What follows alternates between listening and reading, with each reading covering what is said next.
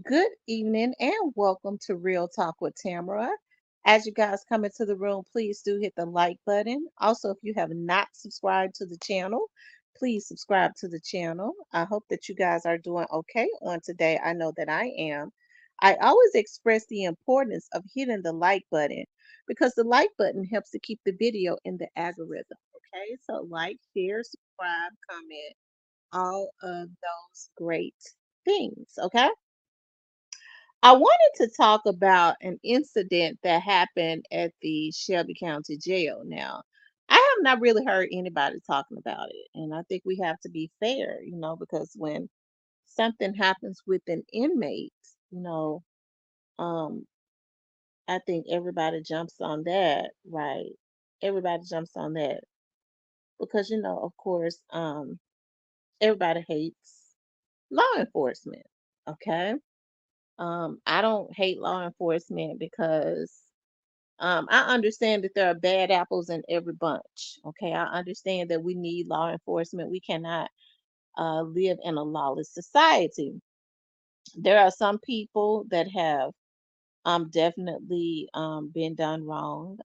There are some people that just don't like authority because they want to be able to steal, kill, rob, burglarize, write bad checks, steal social security numbers and stuff like that. So, of course, that would make them hate law enforcement because they know at some point they're going to come and get them, right? And they want to be able to stay out and make other people's lives miserable and families, okay?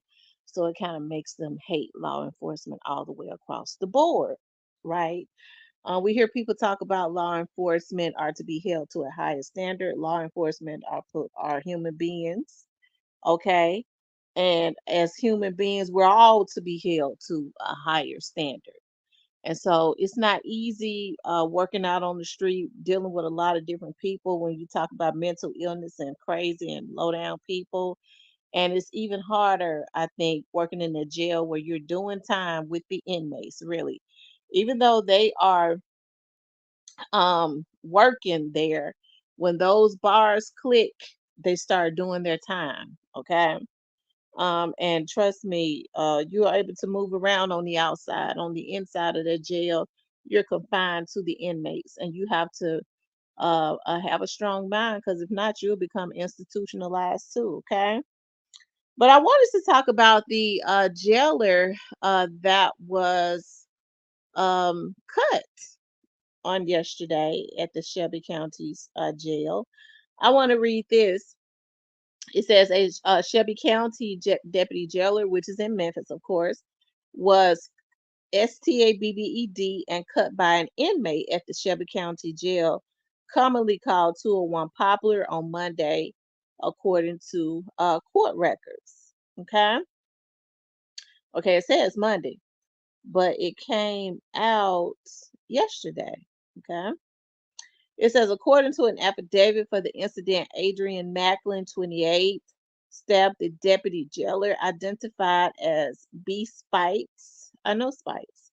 While he was passing out food trays on the fourth floor for the jail. The fourth floor is the most dangerous floor. That's where the inmates are. That's the worst floor. Okay, a lot of them are waiting. They're going away for life. Okay, a lot of them are. They got a lot of time. That's the highest level floor, the fourth floor. Okay. Nobody wants to work on the fourth floor. Officer Spites gave directives for all inmates to enter their cells for distribution of trays. The affidavit read Adrian Macklin, an inmate in the Shelby County Jail, housed on the fourth floor Empire, refused the order and began walking towards Officer Spites in an aggressive manner. The affidavit says that Spice told Macklin to go into his cell when Macklin pulled a sharpened piece of metal from his waistband and told Spice, I got something for you. According to Spice, sprayed Macklin with a chemical agent, which had no effect. The affidavit continued.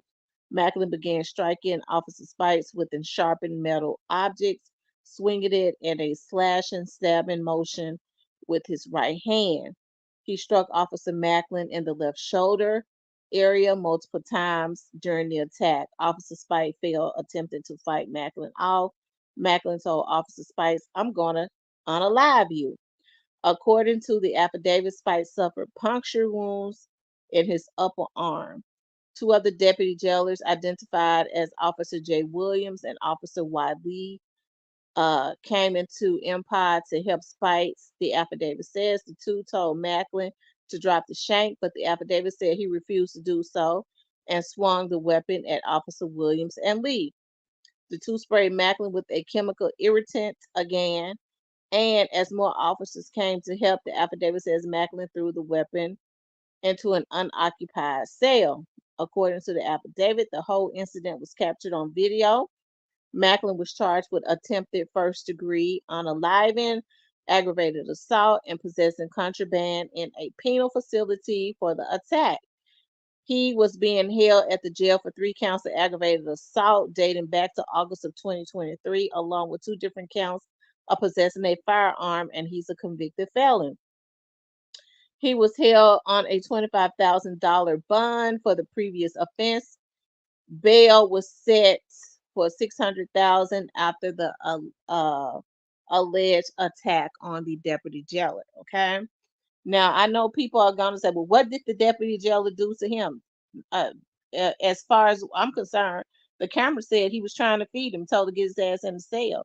And see what people there, and he got mad. He already was mad about something because he was ready to or he was mad, might have been mad at somebody else, who knows?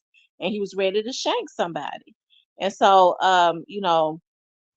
when stuff of this nature happens, it's very unfortunate because those people have to do a job in there. And you're talking about people in there that have all types of mental illnesses and things of that nature.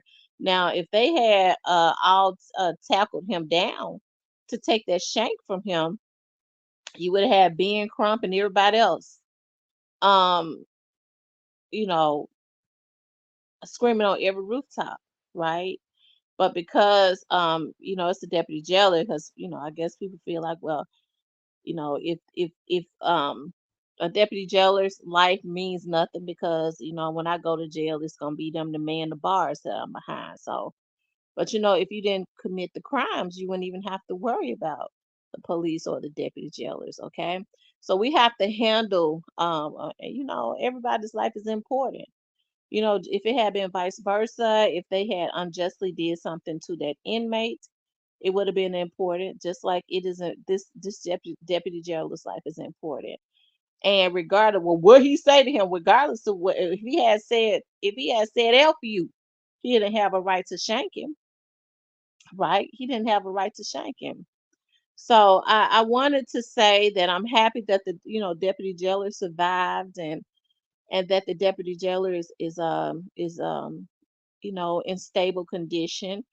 And stuff like this happens too. For some reason, it just does not make the news as much, right? When it is the other way around, it's definitely perpetuated because lawyers and things of that nature see a way to make money. They can't really make money off of this. So you're gonna only this right here was just put in an article, right? That this jailer was attacked and sliced up by this inmate. I don't know if the inmate had any um mental illnesses or whatever he had. He's got a history of assaults against people. So that's his history. He was already in there on a $25,000 bond for assaulting some people, right? So this is no different. This is what he does, right? So I'm happy that his bond has been set at $600,000. But what I'm saying is, y'all, it can't be a double standard, you know, when things of this nature happens. These inmates need to know that they cannot just attack, you know, um, the employees that work in law enforcement, right? We cannot perpetuate that, that all law enforcement officers are bad, and if somebody does something to them where they had it coming, right? When it's just not true. Like I said, it says in the affidavit, and it is on video, okay, that he was just trying to feed him hell. For all I know, maybe he was off his meds, but everybody that do something ain't mentally ill. They just ignorant. A lot of these folks just be mean and ignorant, right? And they have histories of violence. They can't stand authority, right? They can't stand authority. But anyways, the deputy jailer is stabilized, is not in critical condition, and there's and he and the deputy jailer will survive, thank God. But like I said, things of this nature has been happening quite a bit, and it has to stop. I do know that the Shelby County's jail is very short.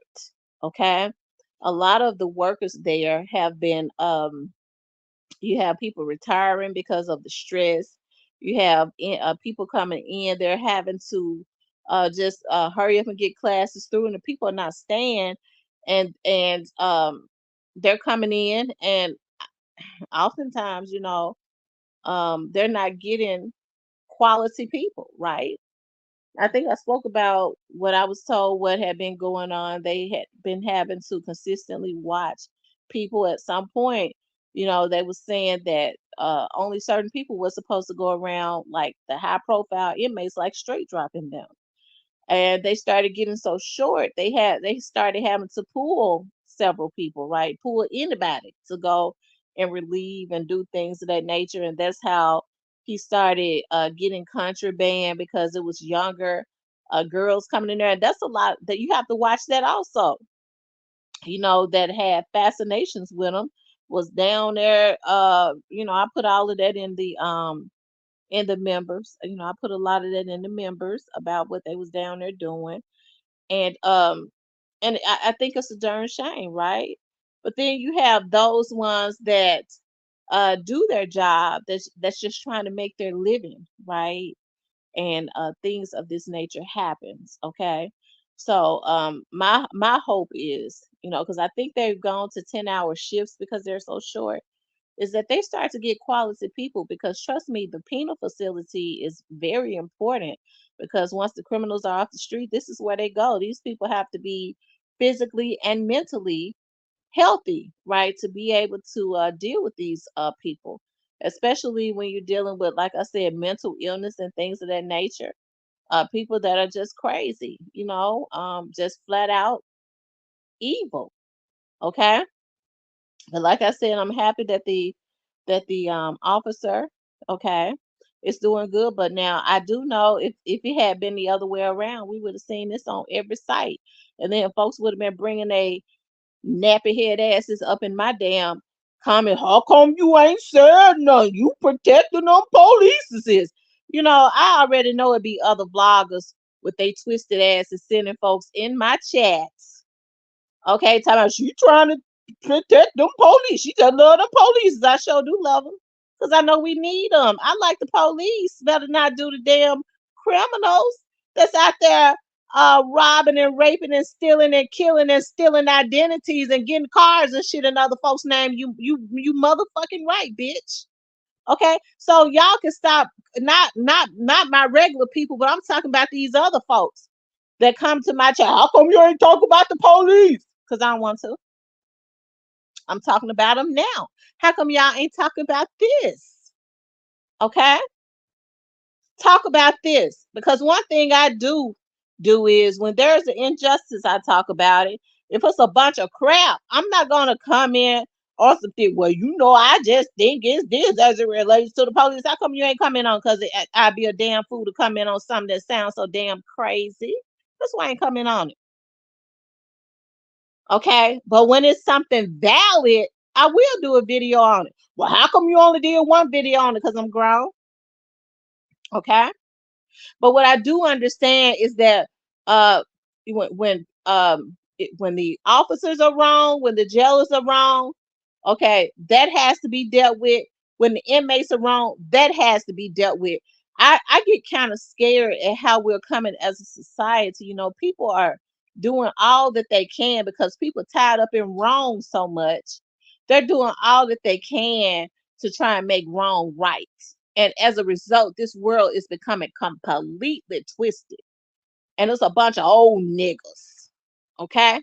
So that's why I say we have to do better. Okay. But I'm happy that the jail is in stable condition. Okay. I'm glad that the jail is in stable condition. And they gave the damn fool a $600,000 bail. And before folks started coming in, said, well, I had heard that cause they had did something to him. You ain't seen the damn video. How you know? How you know? You ain't seen the video. Okay. So we have to stop doing stuff like that because, people always want to try to discredit me. Okay, and y'all already know it sets me off. Okay, but anyways, you guys, I'll probably come on tonight. Yeah, I'll probably come on tonight. Okay, I want you guys to please like, share, and subscribe. If you would like to support the channel, you could definitely support the channel via Cash App.